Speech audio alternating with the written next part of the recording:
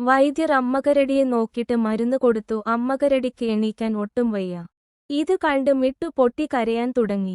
അവന്റെ കരച്ചിൽ കേട്ട് കുരങ്ങൻ അവനെ ആശ്വസിപ്പിച്ചു. കുരങ്ങ് മിട്ടുവിനോട് പറഞ്ഞു, ഇനി നീ വേണം അമ്മയെ നോക്കേണ്ടത് എന്ന്.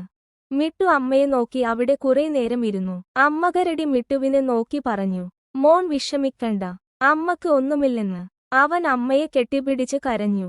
പെട്ടെന്ന് അമ്മ പറഞ്ഞു, വെള്ളം വേണമെന്ന്. മിട്ടു അവിടെ നോക്കിയിട്ട് ഒരു തുള്ളി വെള്ളം പോലും ഇല്ലായിരുന്നു. മിട്ടു വേഗം പുഴയുടെ അടുത്തേക്ക് ചെന്ന് ഒരു ഇല എടുത്ത് അതിലേക്ക് വെള്ളം കോരിയെടുത്തു.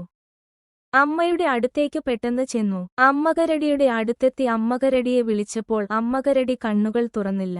മിട്ടു വീണ്ടും വീണ്ടും വിളിച്ചു. ഒരു അനക്കവും ഉണ്ടായിരുന്നില്ല. അവന് മനസ്സിലായി അവന്റെ അമ്മ അവനെ വിട്ടുപോയെന്ന്. അവന്റെ കയ്യിൽ നിന്നും വെള്ളം നിലത്തേക്ക് തെറിച്ചു. മിട്ടു ഉച്ചത്തിൽ കരയാൻ തുടങ്ങി. ആ കരച്ചിൽ കാട്ടിലാകെ പരന്നു. പെട്ടെന്ന് മഴ പെയ്യാൻ തുടങ്ങി. അവന്റെ കരച്ചിൽ കേട്ട് മറ്റു മൃഗങ്ങളും നിശബ്ദമായി. കഥയുടെ ബാക്കി അറിയാൻ ചാനൽ സബ്സ്ക്രൈബ് ചെയ്യൂ.